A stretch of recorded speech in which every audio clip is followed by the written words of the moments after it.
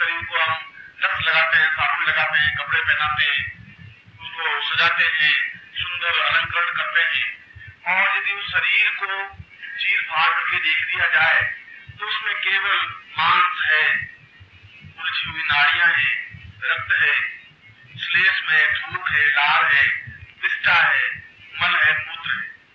इसके अलावा इस शरीर में और कुछ उपयुक्तता नहीं है।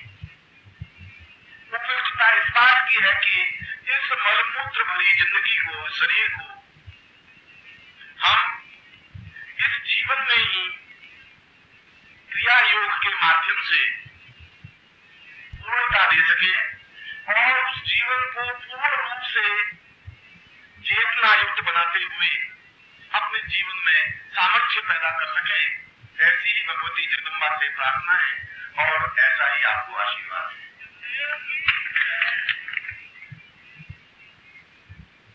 मैंने सुबह के प्रवचन में क्रिया योग के बारे में धारणा को और धारणा के साथ साथ मैंने ये समझाया कि हमारे जीवन का उद्देश्य और लक्ष्य क्या है और उद्देश्य और लक्ष्य को हम कैसे प्राप्त कर सकते हैं। परिश्रम करने से और व्यापार करने से और बिजनेस करने से उस उद्देश्य और लक्ष्य को प्राप्त नहीं हो सकते। ये हो सकता है आप लखपति हो सकते हैं, ये हो सकता है आप करोड़पति हो सकते हैं, मगर वह जीवन का एक अंग है। करोड़पति होना जीवन की पूर्णता नहीं है। जीवन की पूर्णता 5-7 पुत्र पैदा करने से भी नहीं है। जीवन की पूर्णता बहुत सुंदर चमकीले वस्त्र धारण करने से और सुंदर शरीर से भी नहीं है। जीवन की पूर्णता तो अंदर आनंद का जो ज्वालामुखी है, अंदर आनंद का जो सागर है, जिसको अमृत कुंड कहा गया है, उस अमृत कुंड को जागृत करके पूरे शरीर में फैला देने की क्रिया को ही पूर्णता कहते हैं। यदि आपने रामचरितमानस पढ़ा हो या वाल्मीकि का रामायण पढ़ा हो तो उसमें जब राम और रावण युद्ध होता है तो राम सारे अपने अस्त्र शस्त्रों को प्रयोग करके भी निराश हो जाते हैं और एहसास करते हैं कि रावण की मृत्यु नहीं हो सकती। पूरे शरीर में बाणों से बींधने के बाद भी रावण की मृत्यु नहीं हो पाती है। तो वे विभीषण को पास में बुलाते हैं और विभीषण को पूछते हैं क्या कारण है, क्यों प्रयोजन? यह रावण जिसको मैंने सारे विश्वामित्र से सीखे हुए अस्त्र शस्त्रों का प्रयोग किया है, मैंने इसको जितनी बार सिर काटा है उतनी बार से वापिस इसके शरीर पर लग गए। इसको जहां पर शरीर में बाण छोड़ा है वहां बाण निकलते ही वापिस शरीर हिलक हो गया है, वैसा का वैसा शरीर बन गया है। और इतने अस्त्रों शस्त्रों का प्रयोग, हजारों बाणों का प्रयोग करने के बाद भी न तो इसका शरीर खंडित हुआ है न मृत्यु को प्राप्त हुआ है। कारण क्या है? और विभीषण उस वाल्मीकि रामायण में उत्तर देते हैं, जो कि उस घटना के प्रत्यक्षदर्शी है। वाल्मीकि भी, क्योंकि वाल्मीकि राम और रावण के समय में पैदा हुए, बड़े हुए, उनका आश्रम, सीता उस आश्रम में रही, वहीं पर लव पैदा हुए, कुश पैदा हुए, वहीं पर राम और लव कुश का युद्ध हुआ। वाल्मीकि प्रत्यक्षदर्शी थे, युद्ध के भी, राम के राज्य के भी और रावण के राज्य के भी, विभीषण के भी। और विभीषण ने कहा समृद्धोवते अमृत कुंड रूपम ज्ञानम मताम पूर्णमदैव रूपम रामो प्रचेयम पवित्रं स्वरूपम न मानवत्वम मरणं तदेवम। राम आप रावण को नहीं मार सकेंगे। तुम्हारे अस्त्र और शस्त्र, तुम्हारी युद्ध कला, तुम्हारे विश्वामित्र के दिए हुए पाशुपत अस्त्र अपने आप को रख नहीं रख सकते। इसके माध्यम से तुम रावण को खंडित नहीं कर सकते। इसलिए खंडित नहीं कर सकते कि इसके पास उस मूल रूप से जो अमृत तत्व है, अमृत कुंड है, वो अमृत कुंड जागृत है। और जब अमृत कुंड जागृत है तो जहां पर भी नुकसान पहुंचता है, अमृत पहुंच करके उसको विलुप्त कर देता है, अक्षर काट के उससे वापस बन जाता है। उसमें छेद होता है शरीर में, छेद अपने आप विलुप्त हो जाता है। मृत्यु तो हो नहीं सकती, अमृत और मृत्यु अपने आप में जुड़ नहीं सकती। जहां अमृत है वहां मृत्यु नहीं हो सकती। अगर आप यदि रावण को मारना चाहते हैं तो बहुत जरूरी है कि उस अमृत कुंड को समाप्त करें।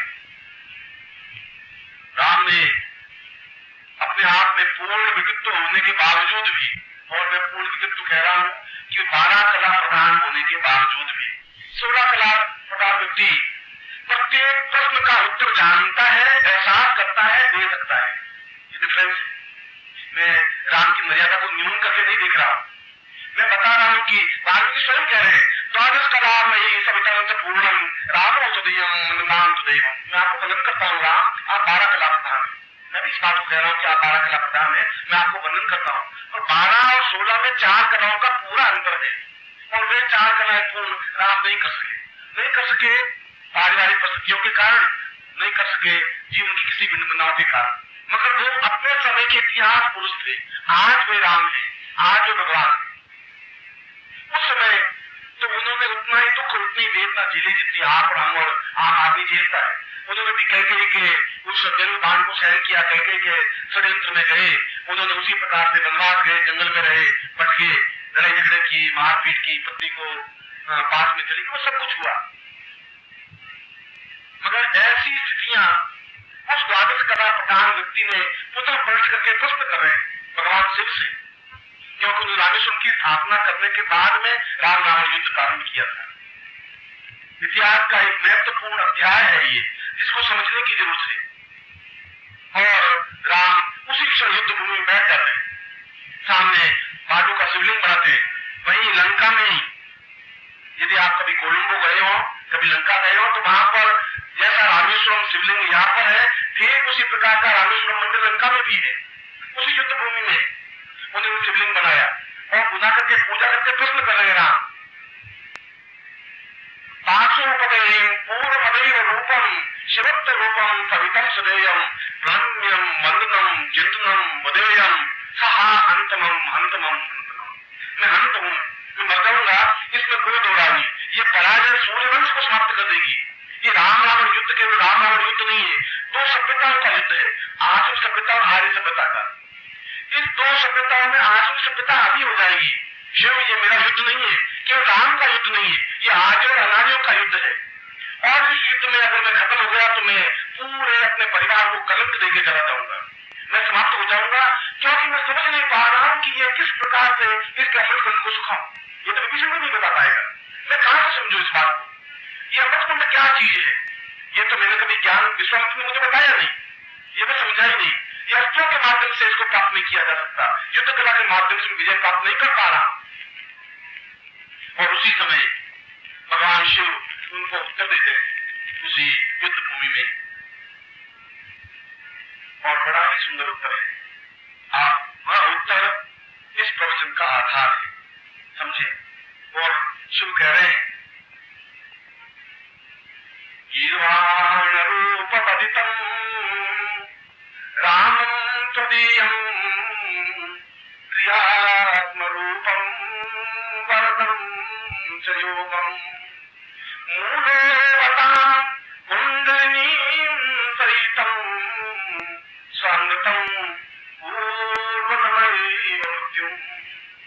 तुमने अभी उस विश्वामित्र से युद्ध कला तो जरूर सीखी, मगर तुमने ब्रह्म दीक्षा प्राप्त नहीं की।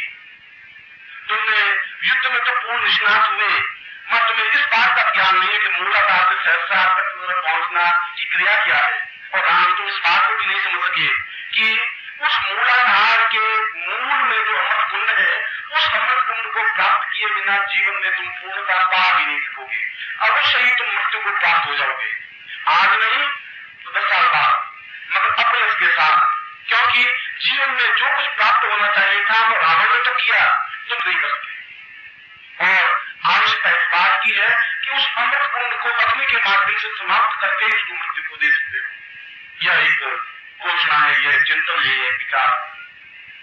और इस श्लोक का अर्थ ये कि उस वाल्मीकि रामायण में शिव स्वयं कहते हैं कि तुम पूर्ण नहीं हो, तुम मर्यादा पुरुषों तो हो, तुमने मर्यादा रखी है।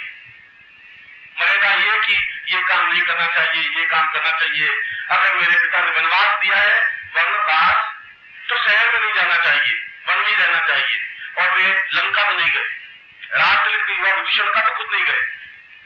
उसने कहीं सुग्रीव और नलनील के किसी नगर में नहीं गए, जंगल में रहे, क्योंकि उन्होंने मर्यादा रखी। वनवास में रहे, क्योंकि पिता ने कहा था वनवास, शहरवास ने कहा, ग्रामवास ने कहा, ग्राम में भी नहीं गए, गांव के पास कुटिया बनाई। तो मर्यादा पुरुषों तो रहे, मगर उस कुंडलिनी चक्र को जागरण करके जो उसकी नाभि में अमृत कुंड की स्थापना की जाती है, उस अमृत कुंड उनकी स्थापना और क्रिया पद्धति के माध्यम से उस अमृत को पूर्ण सहस्त्र तक पहुंचाने की क्रिया, वह एक अणु पूरे 1000 अणुओं में परिवर्तित हो जाए, उस क्रिया को राम तुमने नहीं सीखा। और क्रिया को नहीं सीखने के वजह से ही तुम आज पश्चाताप कर रहे हो, ग्लानि कर रहे हो, तुम मृत्यु की ओर अग्रसर हो रहे। और उन्होंने उस अग्नि बाण से उस नाभि में उसके अग्नि बाण लगा करके उस अमृत कुंड को सुखा करके राम को समाप्त किया है। ये इतिहास की घटना है। मैं इतिहास के किसी पन्ने पर नहीं जा रहा हूं, इसमें मैं तो ये समझा रहा था कि उस सिख ने भी कहा कि अगर तुम जीवन की मृत्यु को समाप्त करना चाहते हैं तो तुम्हें उस अमृत कुंड को पहचानने की जरूरत है, और उस अमृत कुंड को ऊंचा उठाते हुए पूर्ण सहस्रार तक, और सहस्रार के 100,000 अणुओं को, उस 1000 अणुओं को अमृत से भिगो देने की क्रिया को क्रिया योग कहते हैं। उस क्रिया योग के माध्यम से ही राम तुम पूर्ण विजय प्राप्त करते, पूर्णता प्राप्त करते। और ये पूर्णता 12 कलाओं से शुरू होकर 16 कलाओं में समाप्त होगी। जब आदमी 12 कला तक पहुंच जाता है तब गुरु उसको समझाता है अब तुम अमृत कुंड को एकत्र करके अमृत को ऊंचा उठाने की क्रिया करो।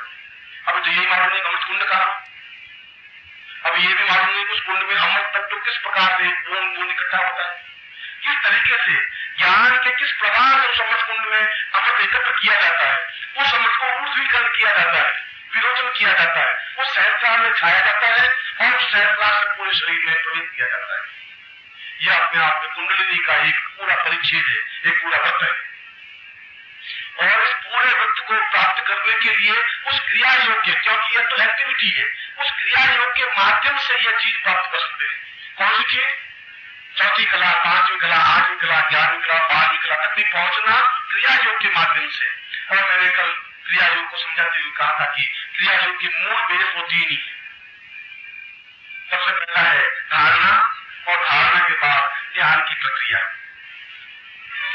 ध्यान उस दिन भी मैंने समझाया था कि ध्यान धारण उसको कर सकते हैं जिससे हम परिचित हैं, मगर जो हमारे सामने आदर्श है, जो हमसे महान है, हमारे मन में जिसके प्रति रेस्पेक्ट है, इज्जत है, और जिससे हम एकत्र हो गए, एकीकृत हो गए, पूंजीभूत हो गए, अलग नहीं है, डिफरेंस नहीं है, इतना अपने आप में स्थिति बननी चाहिए। और ये स्थिति बनती है 2 तत्वों से। हम उस धारणा को दृढ़ कैसे कर सकते हैं, उनको हृदय में किस तरीके से धारण करें। अगर आप मुझे उस दिन मैंने कहा कि गुरु को धारण करना चाहिए आज्ञा चक्र में, प्रश्न उठता है कि गुरु को आज्ञा चक्र में धारण करें कैसे, किन तरीकों से।